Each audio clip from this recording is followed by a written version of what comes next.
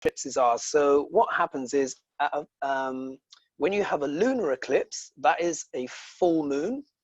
So we're coming up to a full moon on the 5th, and that is when essentially the sun and the moon are opposite each other, but they cross that eclipse point, and then Rahu, this is actually a south node eclipse. So this is the body of the dragon, which will basically eclipse the moon, and that's basically when the Earth's shadow passes over the moon, because the sun is behind it. So we have an alignment like that.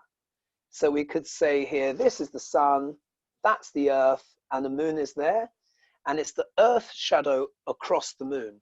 And because it's in the moon, it affects the primarily it affects the mind, the emotions, things that have maybe been bubbling and brewing over the last year or so, or even over the last month, can kind of come to a head.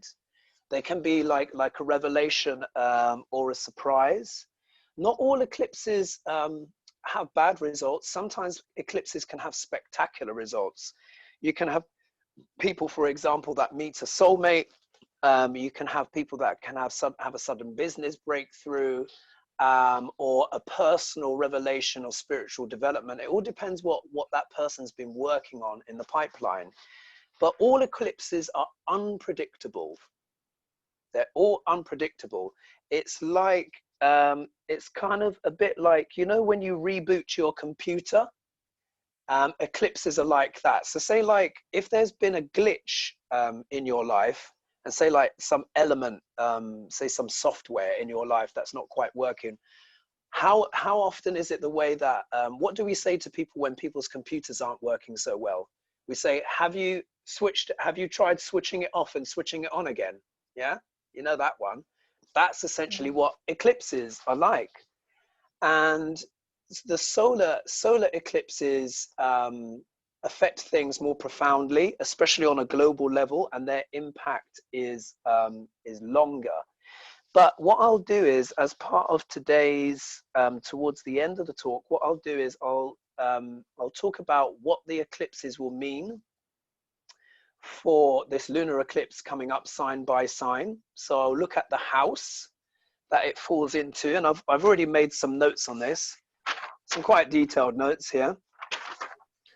So I'll look at the house that the eclipse is falling into, but I'm also going to look at where the Venus retrograde is happening as well, because we also have the eclipses, but we also have Venus retrograde, and Venus is currently invisible at the moment in the sky. And when a planet is invisible, it means it's so close to the sun that its own light cannot be seen.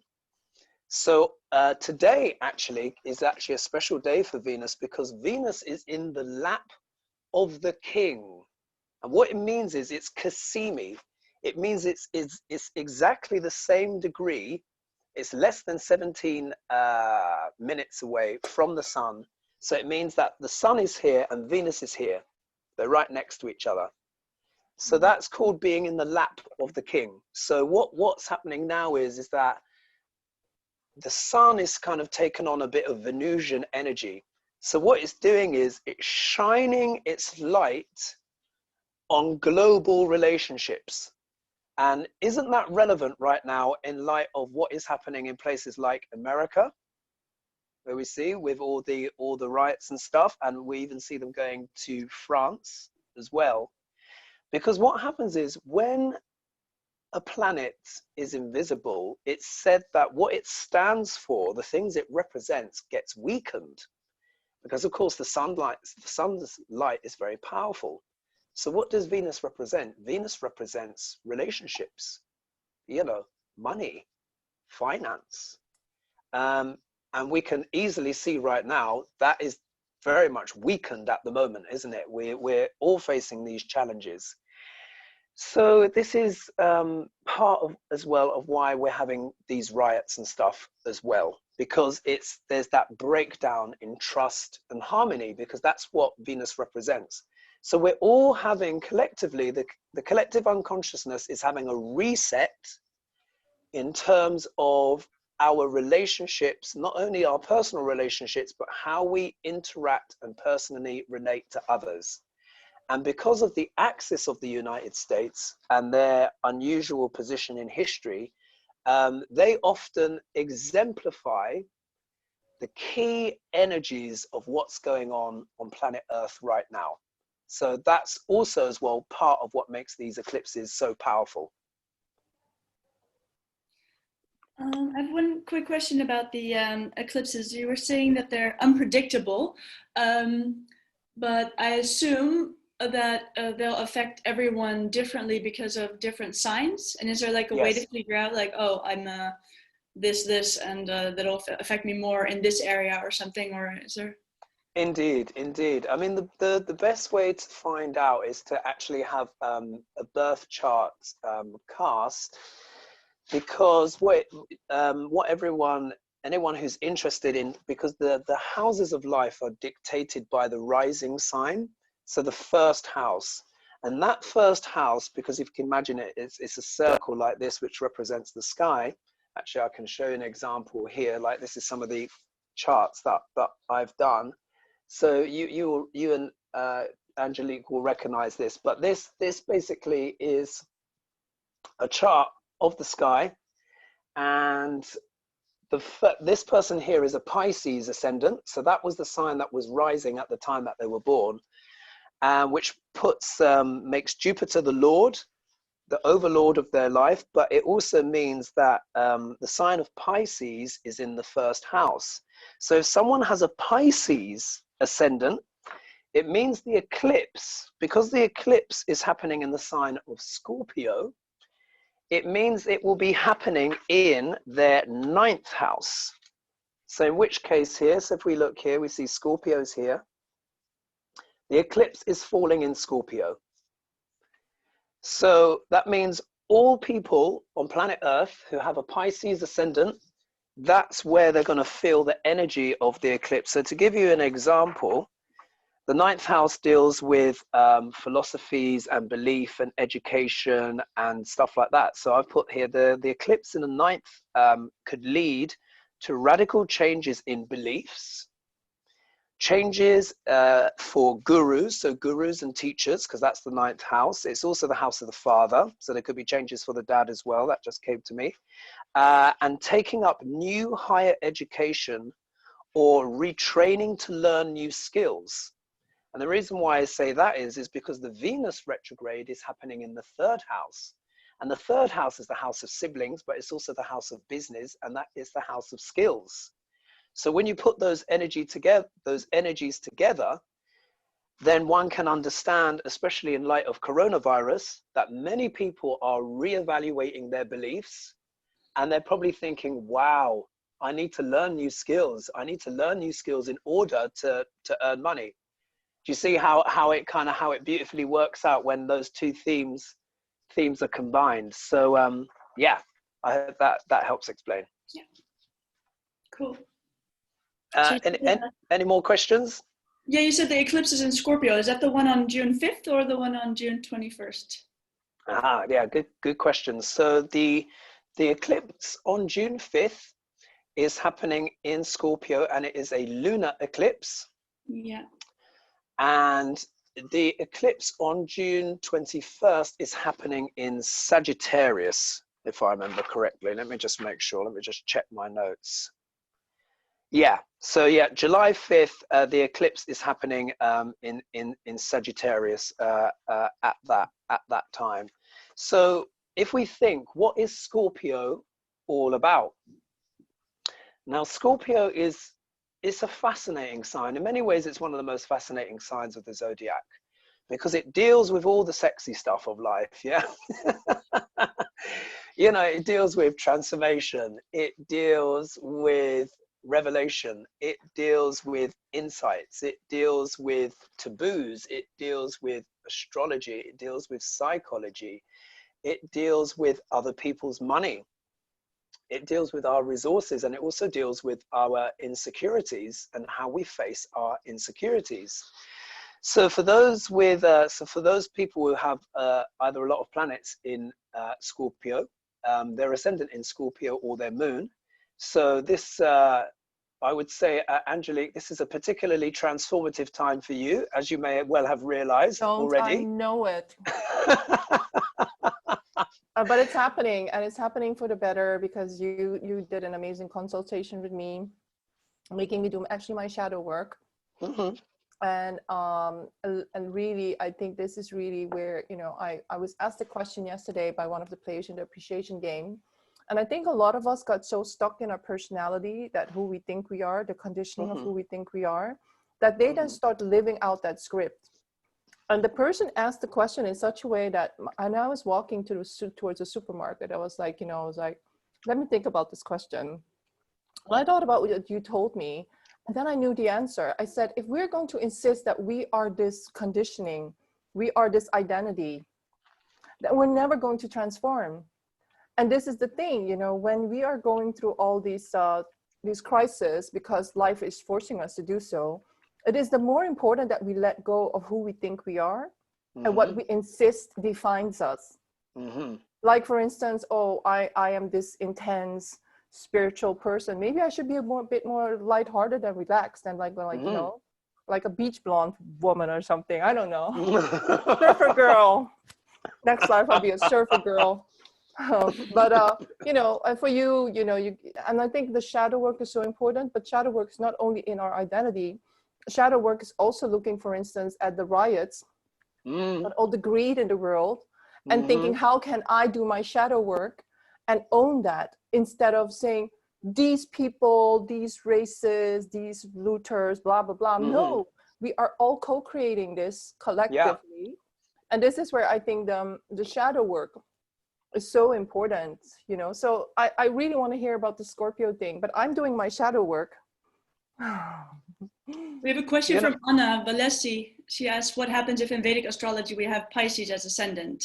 I think that's what we were just saying, right? That it's going to be particularly transformative for you, because it's in Scorpio, and then your ascendant is, that's Pisces, it's also a water sign, right? Absolutely, yes. Pisces is a water sign. And in fact, all of the, anyone that's got a water sign, so say like for us Cancerians, Pisces, and oh, my mind's gone blank on, oh my God, how could I? My mind's gone blank on the other ones. Scorpio, of course. Oh, my goodness. I don't know what happened there. My mind just went, whoever you are, stop beaming energy to us, okay? You're in the king's lab. So, of course, yeah, I mean, all of those signs would feel it more, but also as well the earth signs could feel it too, because if we think of Taurus, the sign of Taurus is opposite Scorpio, so Taurus will be having a lot of changes as well. And with Venus retrograde as well, anyone that's got Taurus ascendant or moon, this affects the moon as well, their lord ruler, so the ruler of them is going retrograde. So there's this axis very much where this is what we see happening in the world, where if you think the sign of Taurus is about values, pardon me, it's about family, it's about finances, and it's about our resources, the resources that we have access to. And then the eclipse is happening opposite to that in the sign of Scorpio, which is about transformation, change, you know, revelation, and digging deep into the secrets. So we can see that what's going on in the world, and particularly in the States, is a perfect example of those energies at work. So with what people will find is, and when I go into the details of it, and I look at the houses, people will find certain parts of their life being triggered, or some kind of revelation or surprise kind of coming up in that area, or learning something new. Because what the eclipses do is, when the luminaries are eclipsed, it means things are able to come out of the shadows. That's often what people find. So it could be things coming out of the shadow of the unconscious mind, but it can also be things coming out of the collective unconscious mind. In order that it could be good. Could this also be good?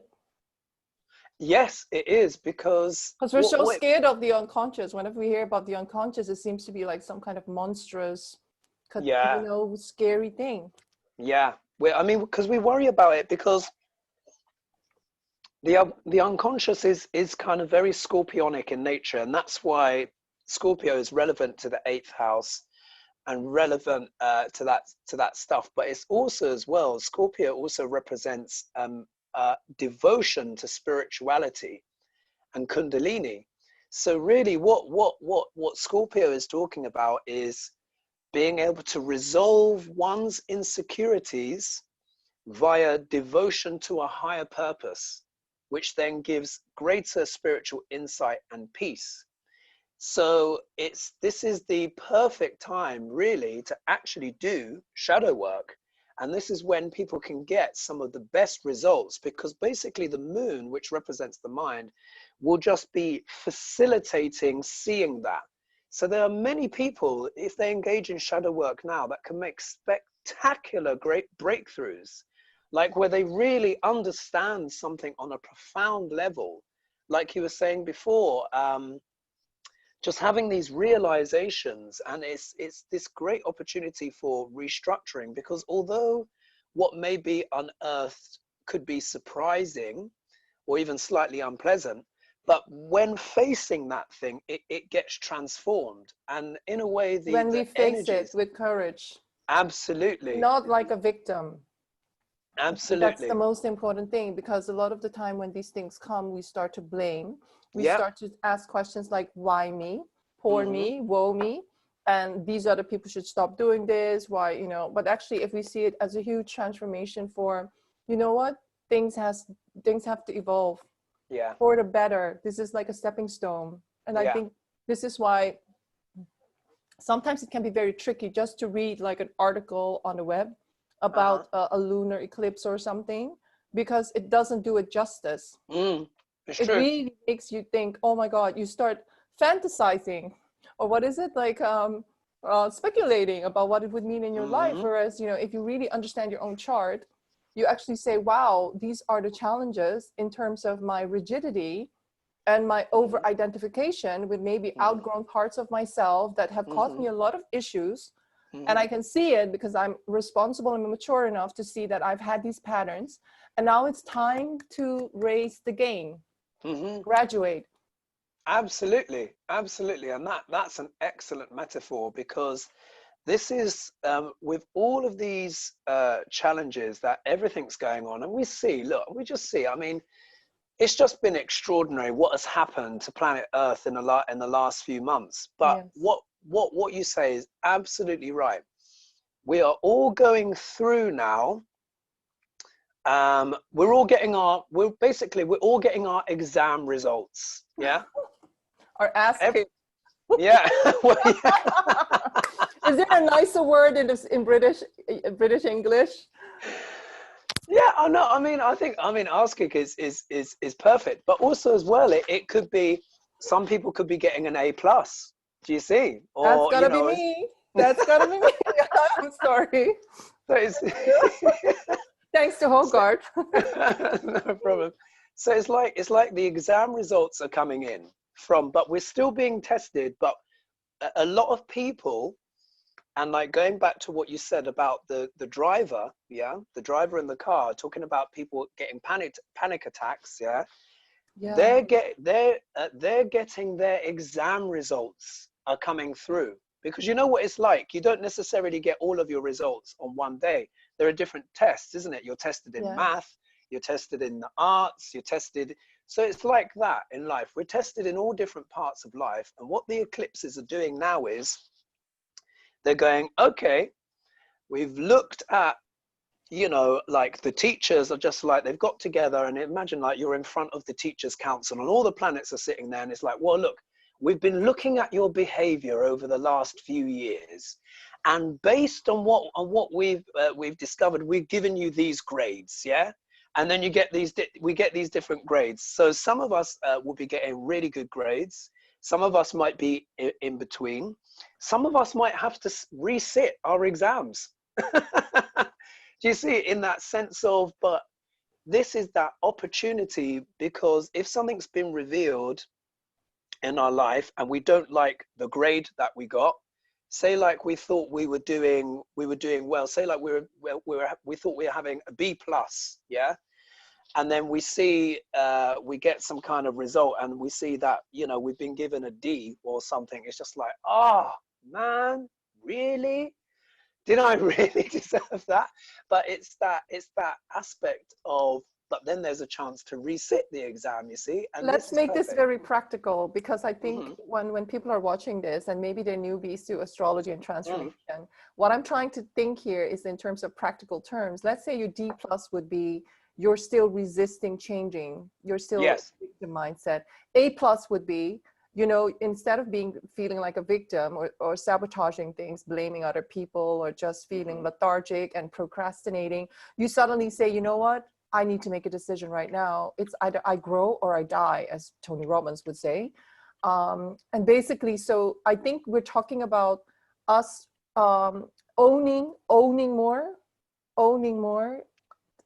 taking more responsibility, but also being decisive and more courageous in terms of, I think, and I think the word that came to me was like embodying, or in allowing the divine virtues to work through us instead of regressing. I think the D plus, you know, flunking would mean you're regressing. You're actually going backwards. Trauma. You're going back to you know, defense strategies, coping mechanisms that you used for many years, and they never actually led to the right result in your business, in your relationships, in your self-esteem. And now you have to like say, you know what, it's nobody doing this to me. This is the universal love that is inviting me to this beautiful, beautiful exam in my life. And I'm going to really, I'm going to work with it. I'm so grateful for this. And that's, I think, when you go to the A plus, but we need to change. We need to change who we are. And some parts of us need to die. Yeah. Do you know what, that what you just said, that was absolutely perfect. And it because really I'm living it right now. Ellen knows about it because we're teaching it. But isn't that one of the best ways to teach, though, isn't it? It's from experience. Oh my God. We're writing a book, Ellen, and you're going to be in the book as well, Hogarth. And it will be a movie. Maybe a soap opera. But what you've described really does perfectly articulate what is happening for so many people. And what you've said just now, and whoever, you know, watches this video and goes on to watch the video in the future, so many people can relate to what you've just said. Because, but for many years, I was in the D plus because I didn't understand victim versus victor. And I wasn't mature enough to take that responsibility. I was too much identified with the trauma of my body, saying, oh no, I'm too helpless. I'm believing all my negative thoughts, all these horrible thoughts that life is trying to push me to face. And this is the thing, it is about facing. And just saying, hey, I'm looking you in the eyes. As you said, what you were talking about with the shadow, looking in the eye, you know, why are you still haunting me? Because I want to be your friend, the shadow would say. Please transform me. Please transform me. Absolutely. Self-compassion. Exactly. And that's what I've been saying to, like in my consultations, to a lot of my clients that have maybe been frustrated at certain patterns or frustrations in their life. And one of the main recommendations I say to them is to forgive yourself. You know, like self-forgiveness is so important, and it's not about like denial of truth or anything like that. It's about being able to look at yourself as a whole and just forgive yourself for, you know, mistakes or not being as far as you'd like to be. Not being as far as you like to be, or just not knowing better at the time. Like what you said with people reverting back to old behaviors, because what's happening now is, if we think the Taurus area of life for many people with lockdown, has been very much affected, and Taurus is to do with our foundations and our stability, yeah, our needs. Like I said, Taurus is the sign of wealth and comforts and stuff like that. So many people have seen like their wealth threatened, their stability threatened, their families threatened, their values and beliefs threatened. And what happens is, when that happens, there can be a deep visceral response, because the second fight, flight, or house, freeze. Fight, flight, or freeze. absolutely, Yeah. So absolutely, yeah. because the second house or the second house or Taurus related things are so profound. That's why it's represented. That's why Taurus is the cow after all, because what does the cow do? It produces milk. It plows. It can plow. The ox can plow the fields. You know, it's to do with fecundity and fertility and things renewing. Yeah. So when we feel like that house is threatened in some way, either by an eclipse or just by, you know, some kind of energies at play in our life, it can bring a lot of stuff out. And if I just can just use the USA as an example again, they're having a Pluto return in their second house. The grand conjunction that we were talking about in Capricorn, it's their second house. So they've got all of that action, and look what's going on now.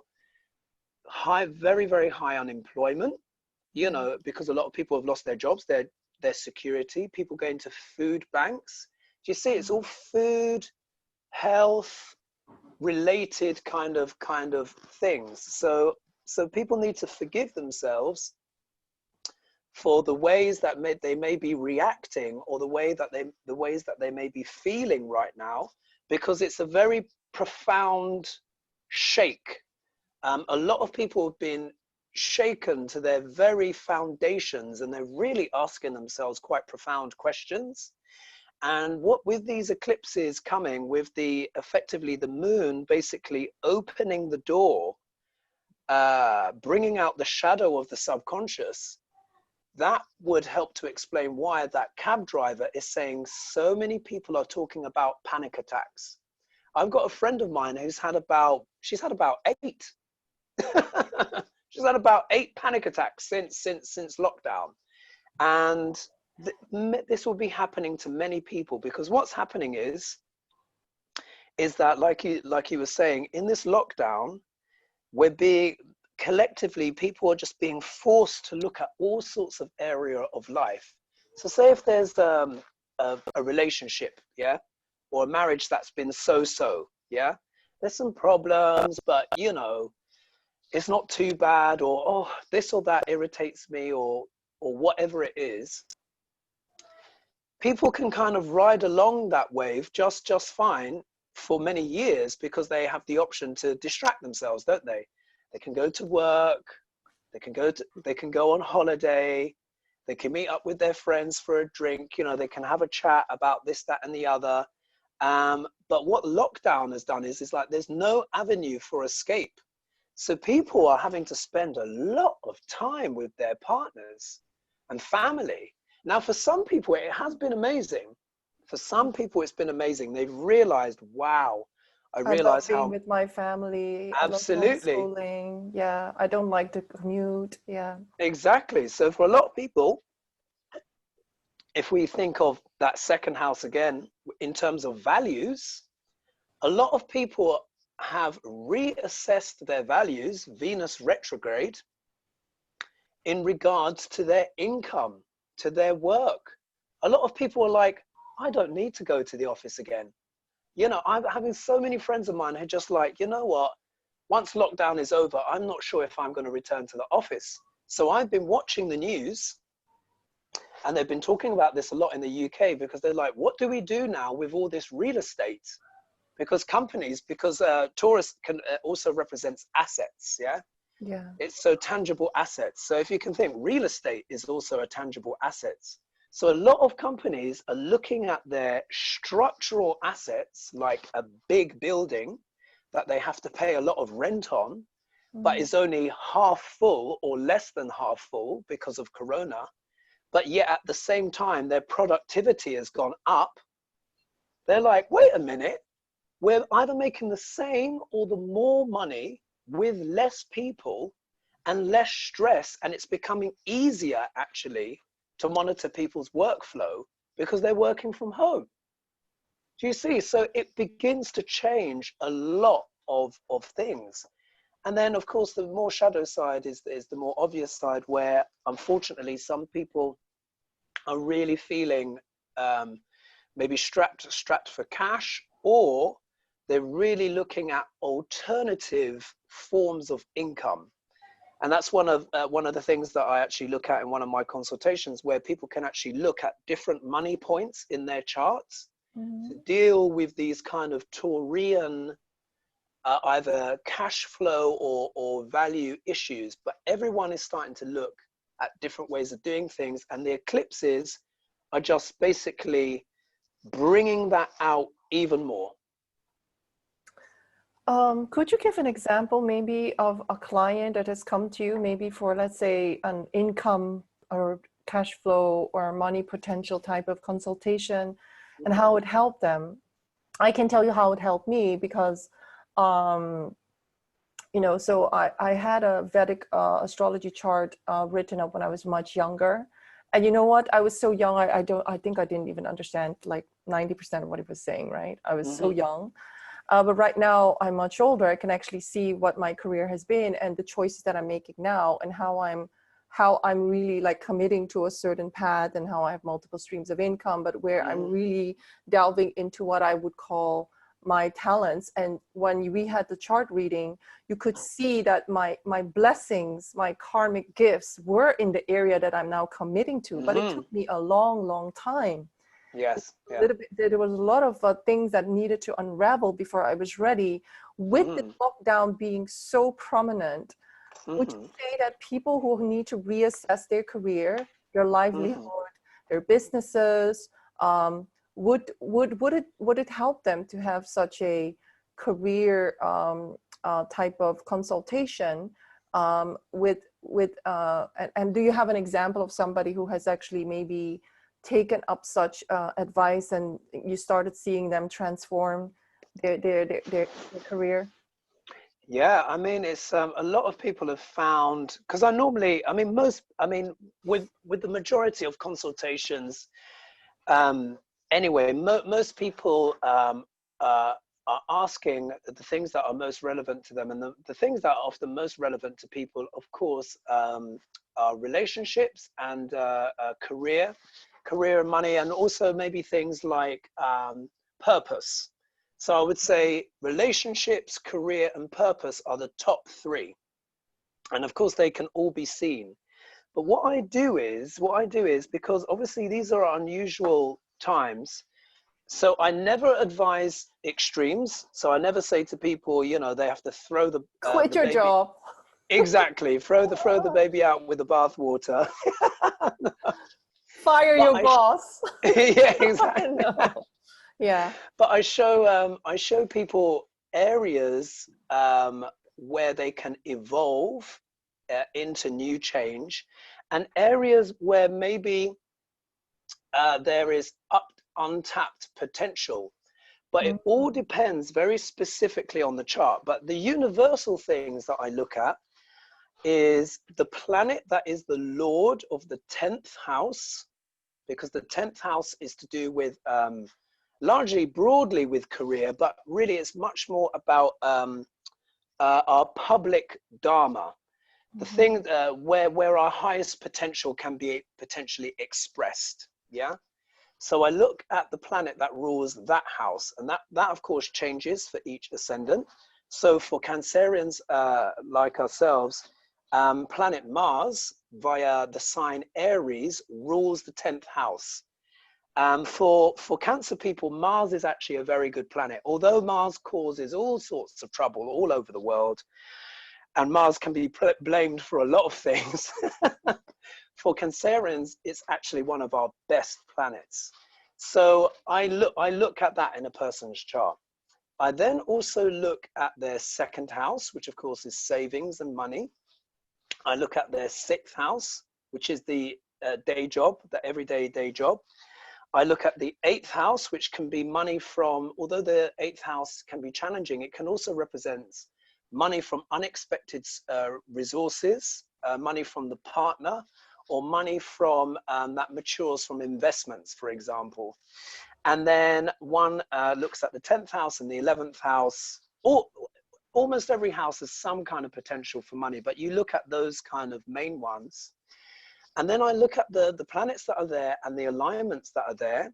I look at the ascendant, which shows the personality. And then by going through that process, I also look as well at the planet that has the highest degree, because that represents the soul, the Atmakaka.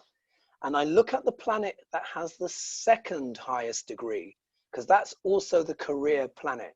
So when you look at all of that together, it then starts to become very obvious. So I can give you an example. I can give you an example. So I've got a friend of mine, and she's an actress. And when I looked at her chart, in terms of her life destiny, she's here to teach people and educate people about the history of Iran, where she's from, via her artistic skills and knowledge. Yeah. When I looked at her whole chart, her main chart and her Navamsha chart, that was so much of what her life was about. But what was very interesting is that her career planet, Jupiter, ruled two quite challenging houses, which is can be the third house and the sixth house. I can explain maybe in the future what all the complexities of the houses. But the point is that what it said was that Jupiter, her planet of career, which is Jupiter is a planet of teaching, it meant that when she put her creative arts out into the world to educate people, this is a woman who recently did a one-woman show, it invited criticism and enemies. Yeah? Why? Because the sixth house, along with being the house of health and routine and pets and commutes and stuff like that, can also represent our difficulties and our enemies. So her one-woman show was about her childhood growing up and how she felt as a British Iranian citizen growing up in Iran. But the thing is, when we went to see this performance, no one was allowed to share the details of it on social media in case certain authorities in Iran found out. Yeah. So you could see, so my advice to her was that because I saw that she had a special aspect to Neptune, which is the planet of illusion, yeah, but the great planet of spirituality, I recommended that she could do a one-woman show where she could play to herself as different characters, but wearing masks. Yeah. Neptune, keeping things hidden. Yeah. She could use the power of Neptune, which had given her these great insights and talents, to protect herself from criticism when she makes art that can be very transformative, because she had Venus and Pluto in the first house. So someone like that is here to have very powerful transformations. Yeah. So I look at things that way. So yeah, that she's doing that now. I look at other stuff as well, like with past clients, in terms of if they are thinking of leaving a job, when is the best time to do that and to pursue different things. But it's all in the chart. It's all in the consultation, and it will be different for each person. What I loved about your consultation is, of course, you did one for my partner as well. And then without knowing anything about him, you just told me exactly where he was successful and why he was successful because of what was going on in his chart and who he is. But you didn't know anything about him. Yeah. Never met him. We never spoke about him. And it was so accurate about who he was. So I think, is there a tendency that we will all inevitably already be living out certain aspects of our chart? Or are there people around that actually are so out of alignment with the talents and gifts because of some kind of, could be conditioning, could be some kind of safety net, and actually the lockdown is now forcing them to maybe really go into their real, let's say, path, whatever that is, whether it's career or, spirituality or transformation? Absolutely.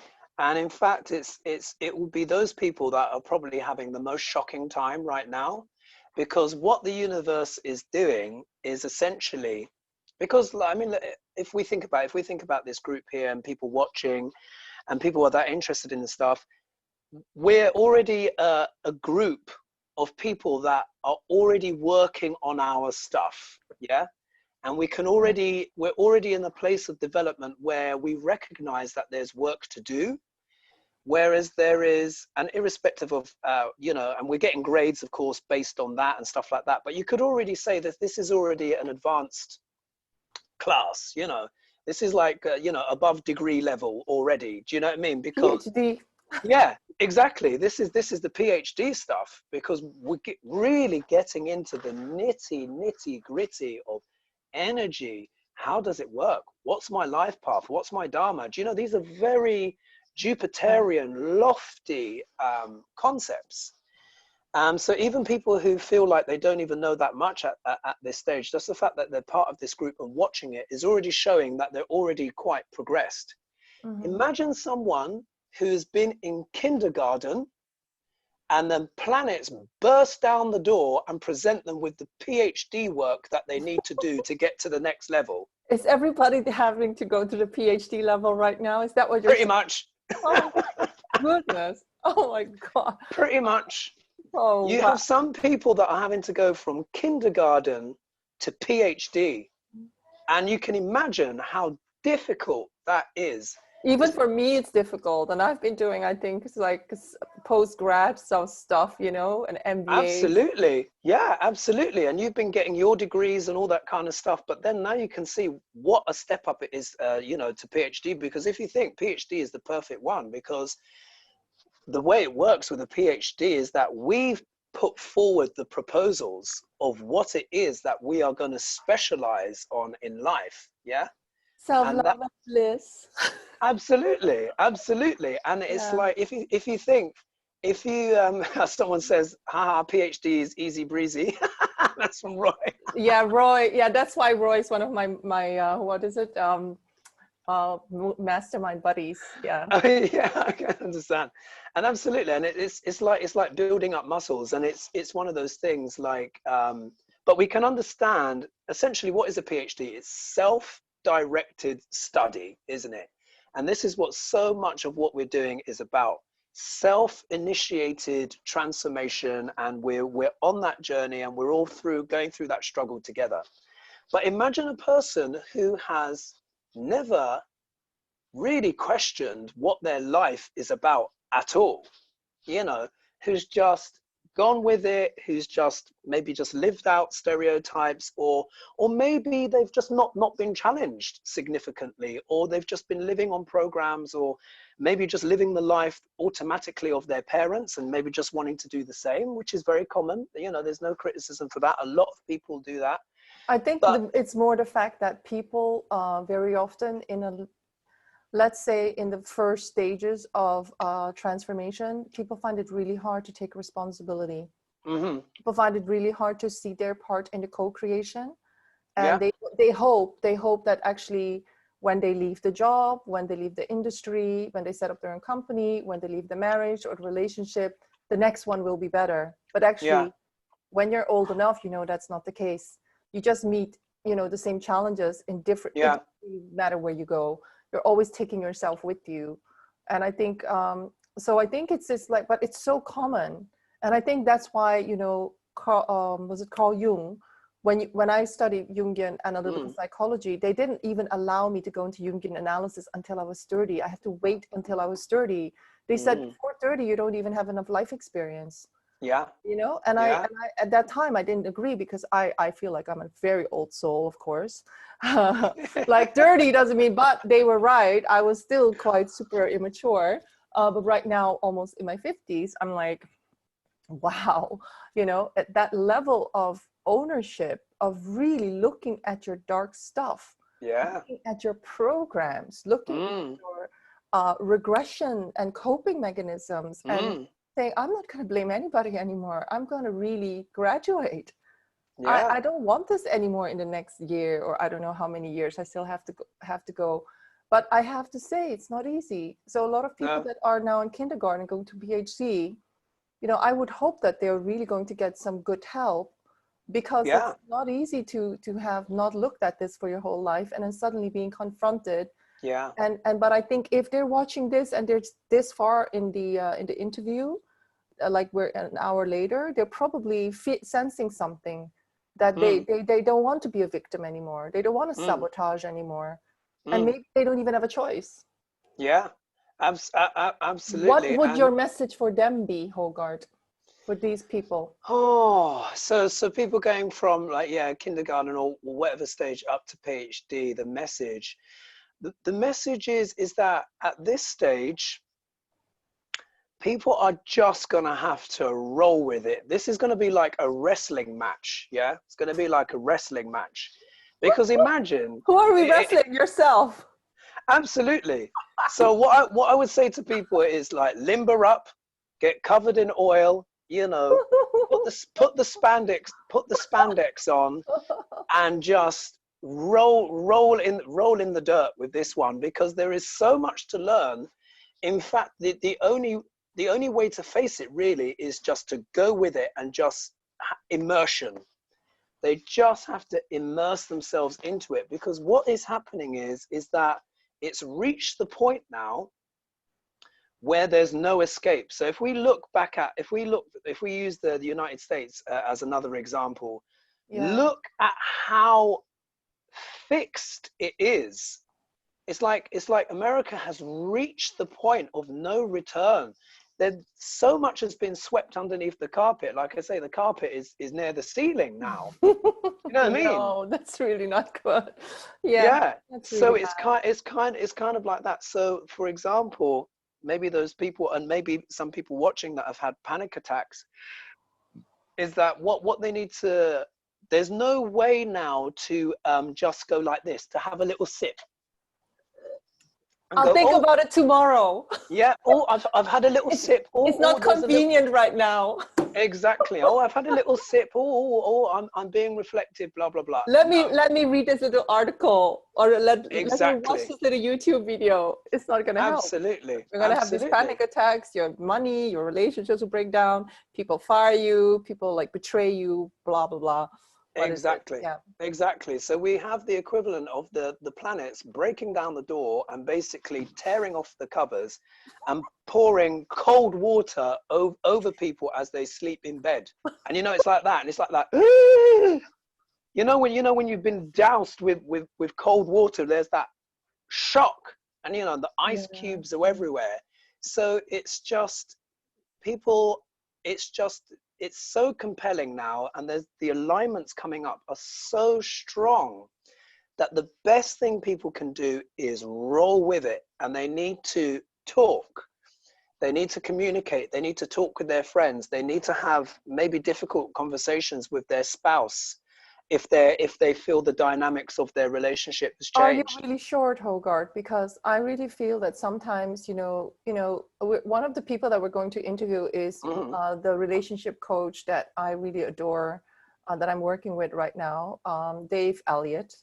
And one of the first things he always says in interviews is like, when you're having relationship problems, don't talk to your girlfriends as a woman, because what does your girlfriend know about a man, right? If you're having relationship problems as a man, you go to your buddies. What do they know about women? You know, so we need experts now, and we're living in amazing times where we have people that study female, masculine, feminine dynamics, brain function, the different ways that we react to stress. And that's why, you know, Ellen and I are going to talk to Dave today about like crisis management skills, maybe for love when it hurts, because we really want to offer value. We're not here living in la la land saying, oh yeah, manifest your soulmate and everything will be fine. No, you meet your soulmate and then it happens, right? Yeah. So I know you mean well. I mean, I know you mean people need to communicate, but I would say with so much crisis going on, they might need some help. Yes, they do, and people do, but it depends at what level of development that person's at, because some people may not have access to professional services they may not even understand who to even approach to deal with the issues that they have.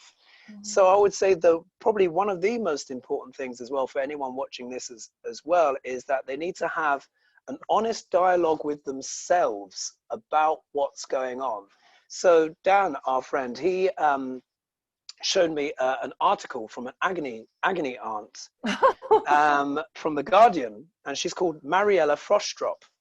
And like her responses are just absolute gold. I mean, they've got a little bit of shade in them, but they're very entertaining. But she replies with very kind of pertinent answers. Anyway, this woman wrote in to say that she realized that during lockdown, she doesn't have any friends at all. She realized that she didn't have any friendships outside of her main relationship, and that she had gone into a pattern of the exact pattern of her parents, and she'd only realized this during lockdown. And the response from the agony aunt, you know, was a little bit funny, but the agony aunt said to her, why has it taken you 9.5 years to understand that maybe this relationship wasn't right for you because the guy's, you know, drinks too much alcohol, blah, blah, blah. And she's just realized these things. So someone like that, what I would recommend is if a person doesn't have anyone to talk to, what they should do is ring up free and charitable services for like counseling advice. Because if we think we have also lockdown as well, people might not have money to pay for consultations. So they're going to have to maybe look at charities. If they don't have anyone to talk to, phone lines, hotlines, stuff like that. On the next level, you're absolutely right in terms of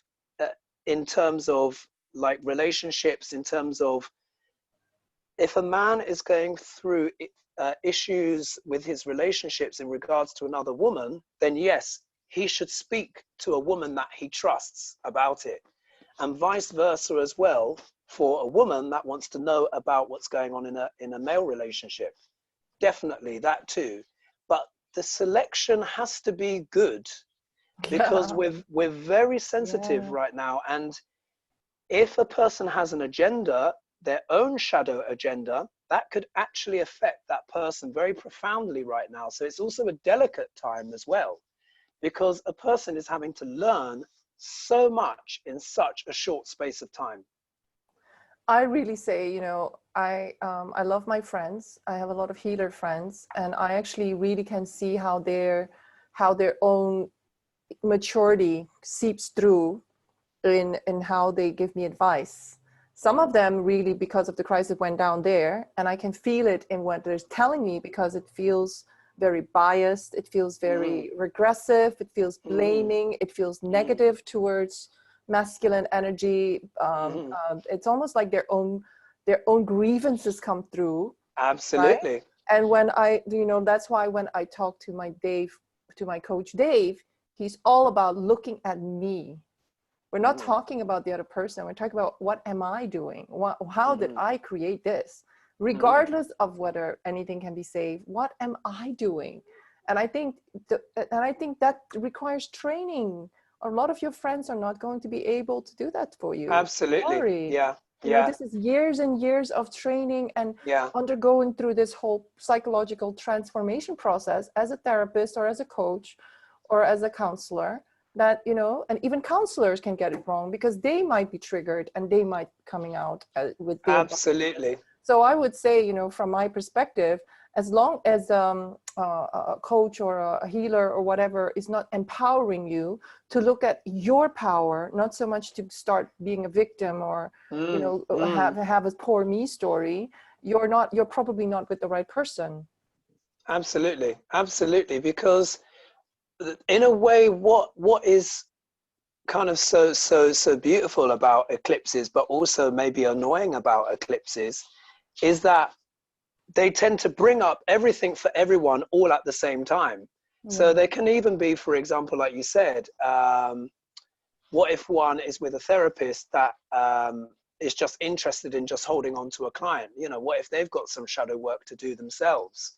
So we need like almost like a combination of modalities. I mean, of course, I'm an astrologer, so I would say, but I would definitely say to anyone that hasn't had their Vedic birth chart done, they should have a look, because then that can really just describe sort of like some of the underlying energies and programs.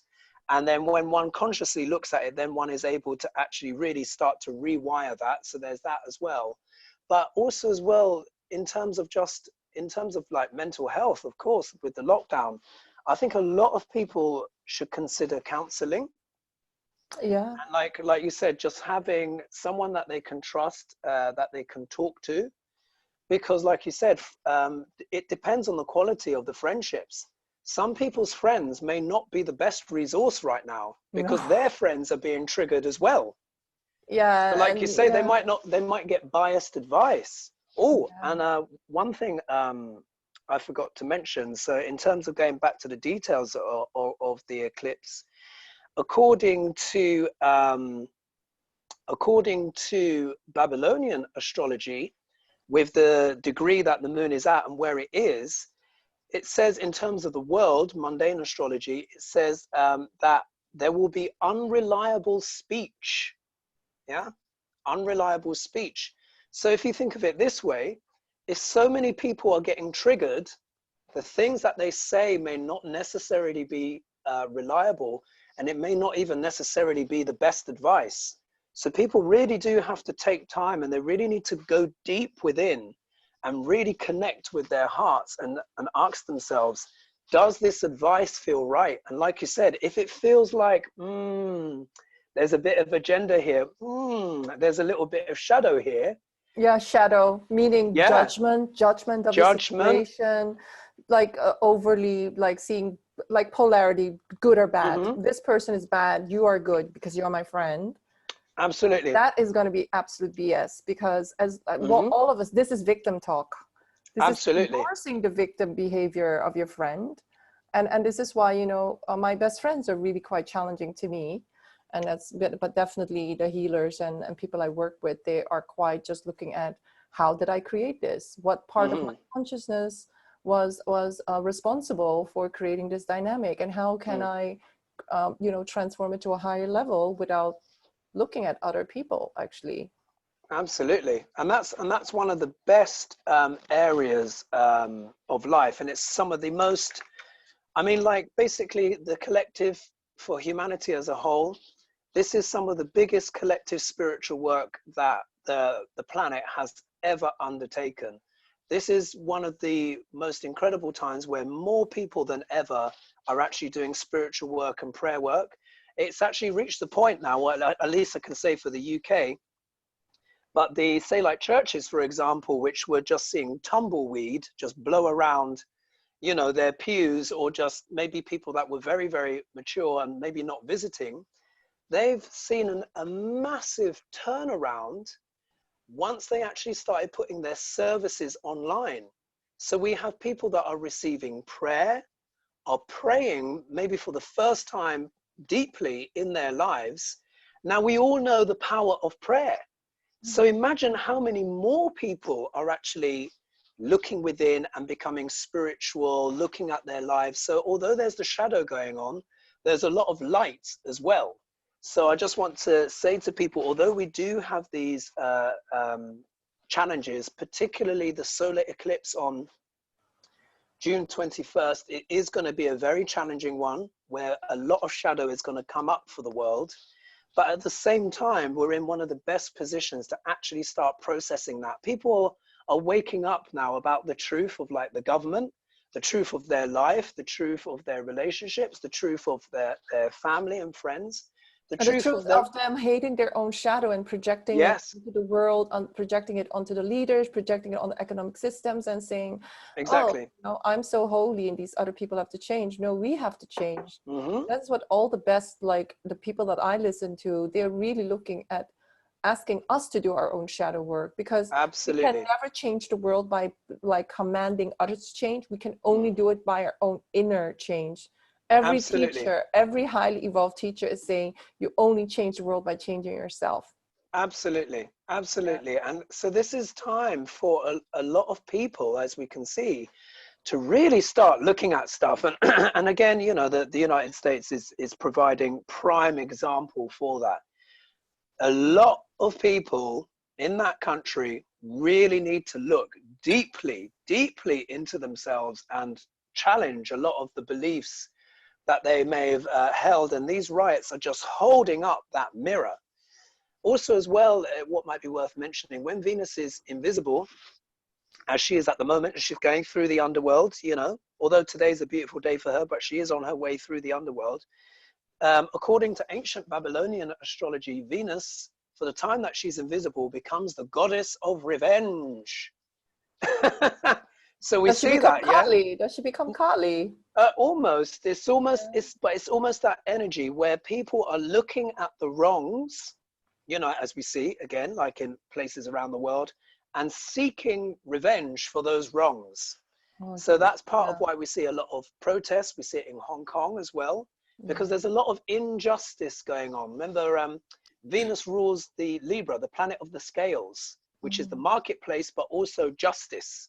That's why Libra is associated with law, and Venus is retrograde, combusts the sun, and going through the underworld. So she's now the goddess of revenge and retribution, and, you know, kind of trying to settle karmas that that have been perpetrated against others. So there's that. Shall I talk a little bit? What I'll say is I'll mention the June 21st solar eclipse, which is happening on June 21st. What that is, and then what I'll do is I'll go back to the lunar eclipse, and then I'll talk about the signs and the houses. Yeah, so people have an idea of where they can expect change. Yeah. Yeah, and also how many days like before we need to be wary or alert or whatever, or not make decisions. Maybe you can mention that. Indeed. What I would say first off the bat is never make an important decision on an eclipse. Just forget about it. That's practical and really good. I'm only making decisions about what to eat. Yeah. Yeah. Yeah. Yeah. Because the eclipses, they are so profound. So you can, I mean, we got some whoppers, but I mean, especially this eclipse season, so profound. If we think of the solar eclipse that happened on Christmas Day, that set in motion everything that we're seeing now. So you can see just how powerful an eclipse can be. So with this one, with the one on June 21st, what is happening is that basically it depends where the shadow goes as well across the Earth. So it will cover, this lunar eclipse is covering pretty much all of the Earth, but this solar eclipse, it will cover Southeast Europe, most of Asia, North Australia, Africa, and the Pacific Indian Ocean. But it's going to be conjunct a star called Betelgeuse. Yeah, I know. We've all seen the film. Yeah, have you heard of the film Betelgeuse? Yeah. Yeah. Yeah. Never heard of this Betelgeuse. Yeah, there's a star that's called Betelgeuse. Now, Betelgeuse is it's a tricky one. It's a tricky one because Betelgeuse is about revelations, yeah, and kind of shocks and surprises and things being unearthed, yeah. So we know we've had a lot of that already, but this is the upcoming eclipse on the solstice. But on top of that, we have something which is called a T-square, which is where Mars is in a square to that eclipse. In fact, it's square to both nodes of the moon. So this is like something remarkable. And Mars is conjunct a star, which is called Sheet, yeah? But most astrologers know this star as Shit, yeah? It's a very tricky star. So what we will find is that there is a lot of triggering There will be a lot of triggering, but this is more on the global level. And the effect of that lasts for 10 months. So we're going to see a little bit more craziness before things improve. And then maybe from like July through the summer, things should calm down a little bit until we get a little bit more craziness in September. Can you talk about triggering? Because I was actually listening to one of the astrologers I really like, Robert O'Hotto. He's like one of the most famous astrologers. Oh, yeah. And he, you know, I love Robert because, Yeah, he's you good. know, some people know that, you know, I was leading a meditation class and I bursted in tears because I was thinking about what was going on in the US. Esther Hicks was bursted in tears. Robert O'Hotto bursted in tears. And Matt Kahn, like everybody's crying because I think there's this triggering is and I'm feeling into it. I'm feeling it. It's happening on a soul level. It is. It is. And it's like, you can say, well, I live in Holland. This is nothing to do with me. But it's like your soul will feel pain when you see what's going on. And so can you talk about this triggering? Because Robert O'Hotto was saying we can be triggered on a trauma from the child, which is, you know, which is what I'm working with. But you can also be triggered on a soul level. And those are two different triggers. And the soul level is really for the collective. Yes. And I think the triggers that you're talking about is like, it's holy because they have to be triggered. Yeah. And even for the traumatic child wounds, we have to be triggered because otherwise we keep running these programs. So could you maybe say something about the blessing of triggers? Yes, yes. Thank you. I'll talk about the triggers and then I'll talk about the blessings. And one of the main reasons why I was talking about this so much last year, and in particular in light of the United States, I was telling all my work colleagues, all of my friends, etc., what, you know, get ready, and especially for the United States. The United States has its chart. When it was born on the axis, on a very difficult axis, yeah, which has those energies of September the 11th, yeah. That's essentially what's baked into the US chart. But like you were saying, on a soul level, someone was asking what the name of the astronomer. Were they referring to me or were they referring to Robert O'Hotto? If you wanted to know, I'm Hogarth Brown, just in case. And of course, Robert O'Hotto is another astrologer. But anyway, this is about Pluto, especially for the US. Now, the US essentially carries, because of its axis, it carries a lot of the karma for the whole world, yeah? Because it's like a lightning rod for the whole world. America is often like a mirror for the whole world. That's why it symbolizes freedom, yeah? Freedom, expression, you know, all this stuff, because they have a Sagittarius ascendant, yeah? What's Sagittarius all about? Freedom, exploring the truth, freedom of speech, all of this stuff, expansion, going out there. But there can be that shadow of Sagittarius, which can be dogma, yeah? Rigid beliefs, fanaticism, yeah? Believing that, that you're always right, no matter what. And in fact, only your rules, pardon me, sorry, my throat, look at that. As I'm talking, I'm like, believing that only your rules matter, yeah? There's a lot of ideology to Sagittarius as well, which can be the shadow. But the most profound thing is this. In the US constitutional chart, Pluto was in the second house, retrograde. What does that mean? It's at like 6 degrees something. I think it's 6 degrees 41 minutes. When a planet is retrograde, it's even more subconscious, yeah? It just becomes harder to see, yeah, and integrate, because its energies are more introverted in reverse, yeah. Now, the second house, remember the second house is values, yeah, resources. It is our family growing up, our money, our ability to save. But Pluto is a planet of extremes. It can represent extreme wealth, which of course the US is known for, but it can also represent extreme debts. What we need to remember is that the USA's debt is hovering around about 23 trillion. Yeah, this is not sustainable. But this shows how Pluto works, because it's the extremes. Pluto can give extreme wealth. Like it can make someone a billionaire. Yeah. Sorry, I just can't get the frog in my throat. But it can also represent extreme debt. Not only that, the second house, like I said, is the house of resources. Yeah, it's the house of work. And it's like the bull plowing the field. But Pluto is also a planet of trauma, yeah? Karma and trauma as well.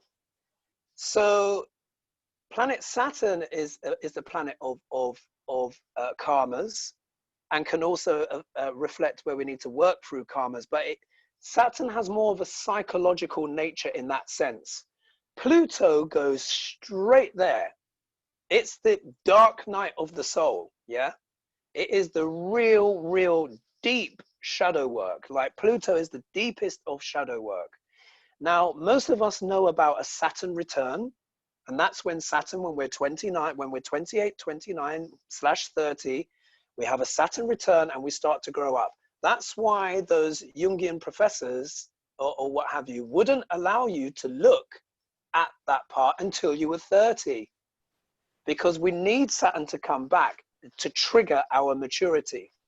So whenever a planet returns to its original position in the natal chart, it is a huge triggering. Now, what a lot of people don't know is that the USA is having a Pluto returns. Yeah? How often does this happen? It happens once every 248 years. Wow. Yeah, wow. So did the US even exist 248 years before?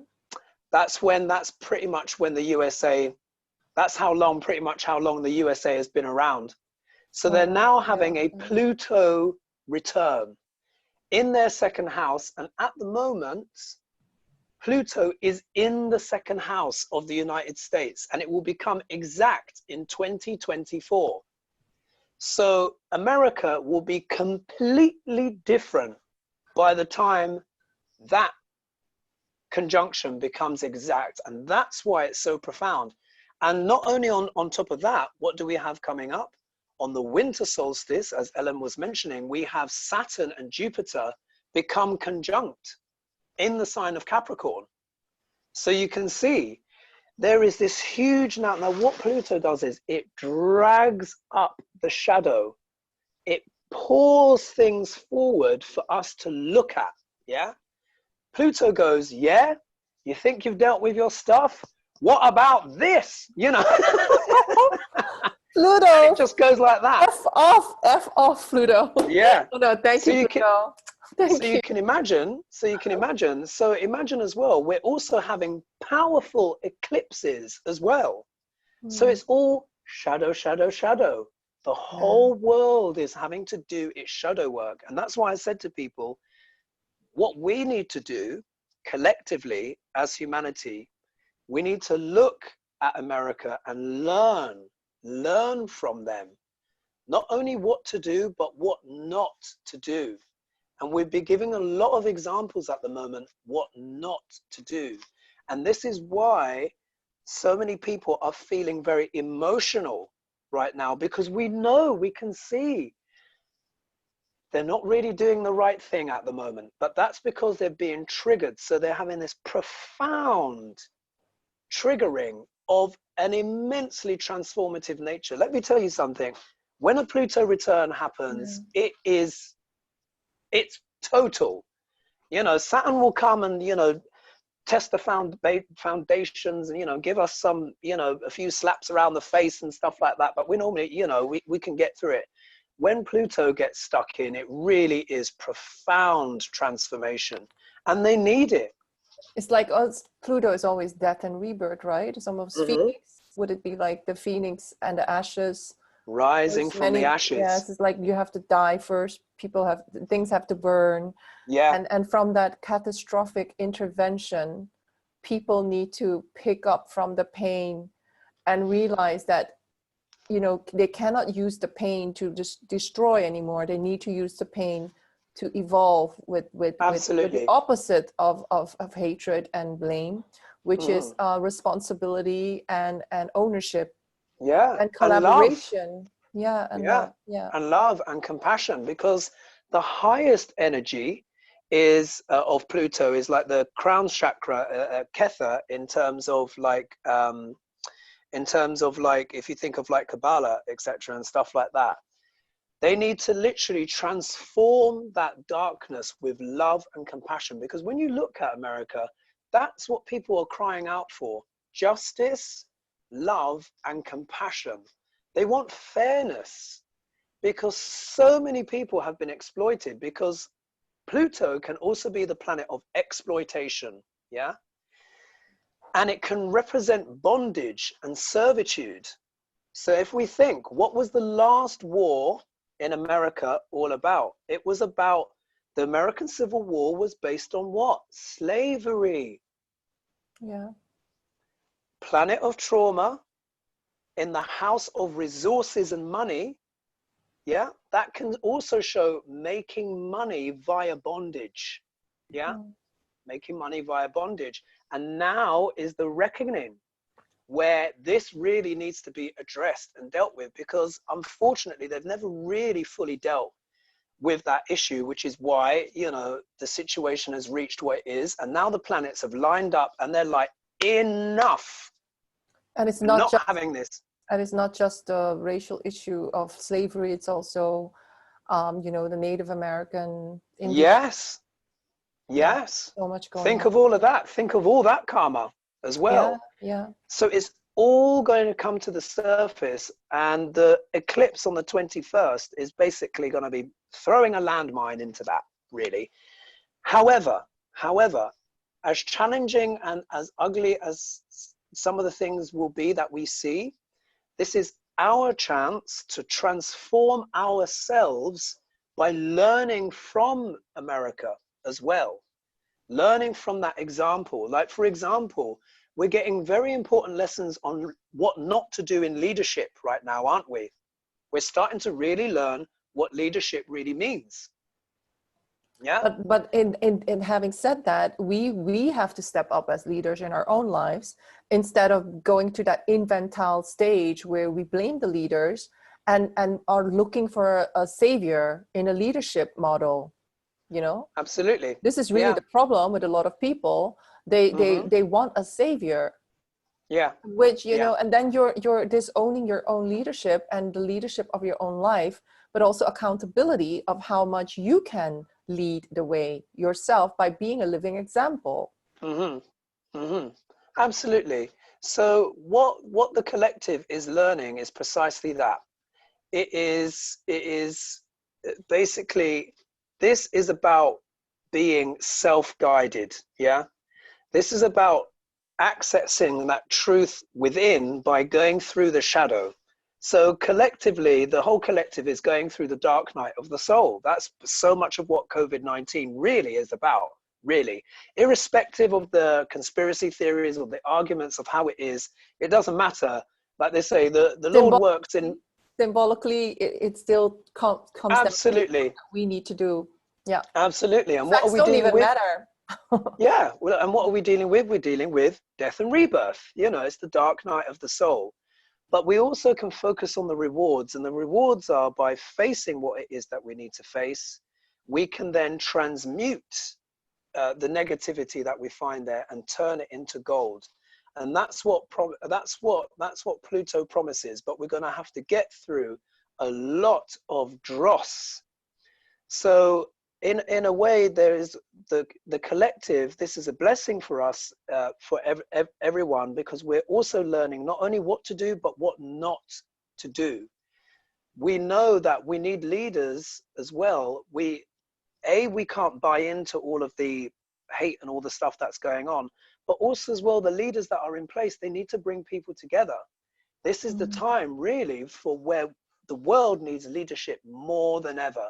But what is being exposed, the shadows coming up, and people are seeing like, wow, our leaders don't really know that much. But we can also see amazing examples. Think of, for example, of powerful leadership that we're seeing in New Zealand with Jacinda Ardern. I think they've only lost 165 people in the whole of New Zealand. Now, okay, fine. They are isolated, they are far away, but they acted so swiftly. She is a great example of a powerful leader that leads with love and compassion. And, you know, honestly, I just feel so happy for New Zealand that they have a leader like that. I mean, she's amazing. I mean, she was giving an interview the other day and there was an earthquake and she still carried on. She's amazing. If you don't know Jacinda Ardern, look her up. But yeah, there's those things. Shall I talk about a little bit before we wrap up about where people may likely feel these eclipses in their chart? Yeah. All right, so I'm going to whip through these and I'm going to start with Aries. So if you're Aries rising or Aries moon, because it can affect both. Vedic astrology, right? In Vedic astrology. Not so much Western. No, exactly. So I can give the dates. What I can do is, so in Vedic astrology, I've got my little map thing here. I actually probably won't be able to see it. Let me just see if I turn this way a little bit. Oh, there we are. If I go like that.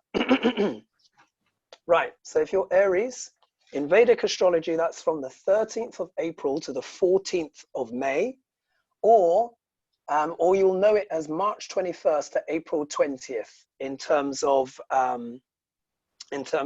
tropical.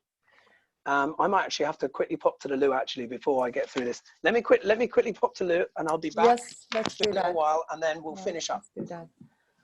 We just want to ask our audience, do you have some questions or do you have any feedback? I mean, you know. What's the name of the astrologer? I can't spell his last name, Robert. Robert Ohotto. Ohotto. Yeah. Oh. He's a Western astrologer and Hogarth is Vedic. So it's pretty different because in Western astrology, I'm an Aquarian with 5 planets in Sagittarius and no water planets. And in Vedic astrology, I'm all water. I'm like, I don't know, 5 planets in Scorpio, which is like, what? And I'm Cancer rising. And in Western, I'm Leo rising. So my whole chart shifted. And so I think, you know. Yeah, I was Aries and Western and Pisces and Vedic. Yeah, that's a different. Pisces and Aries are quite different, right? Yeah. Ellen, have you learned a lot? I mean, geez, I've learned a lot from just like listening again. Yeah, for sure. I mean, notes. It really explains so much about what's going on in the US. Yeah. And it's going to take a while. It's not going to be an overnight fix. It's going to be more a crazy crap coming. Yeah. And the thing is, you know, we can see that because a lot of the mass consciousness is unconscious. Okay, I return. But sorry, you know, for the delay there. Yeah. Sorry, folks. Anyway, so I was drinking a lot of liquid. So for Aries, for Aries, I would say expect the unexpected. Yeah, because this eclipse is falling in the 8th house. So Aries is the start of the zodiac. So all people with Aries or moon ascendant. Actually, I think Ellen, you've got Aries moon, haven't you? Aries moon, I think Ellen's got. Yeah, so, Aries moon or Aries sun, yeah. Yeah. So Aries, they start off the zodiac. So this eclipse is falling into the 8th house. So I put here, Aries people can expect the unexpected as the eclipse will be in the 8th and Venus is retrograde in the 2nd. Yeah.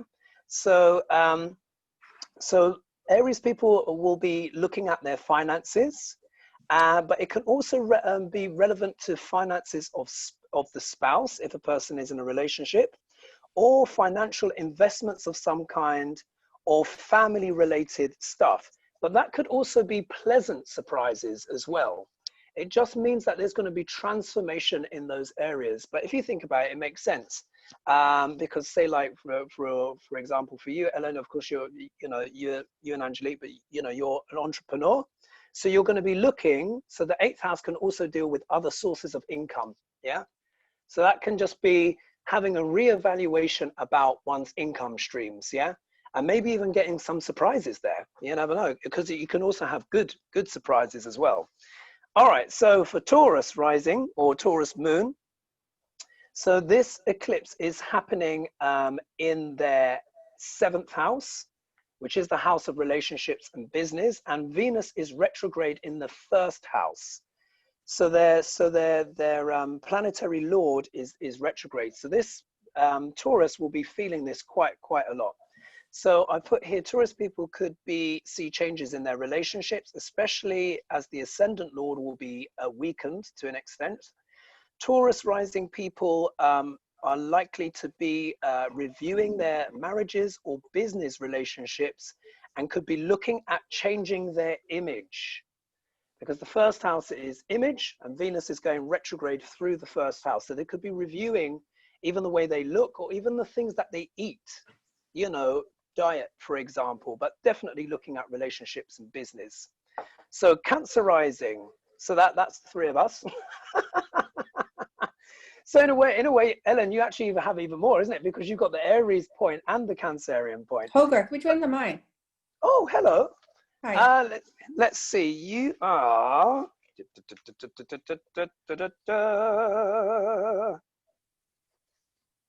Let's see. You are. What's your ascendant? I've got your sheet here. That's it. You're Aquarius. You're Aquarius rising. Okay, you're not there yet. Not there yet. I'm gonna. Okay. So I'll do Cancer I'll and listen. then no problem. But thanks for chiming in.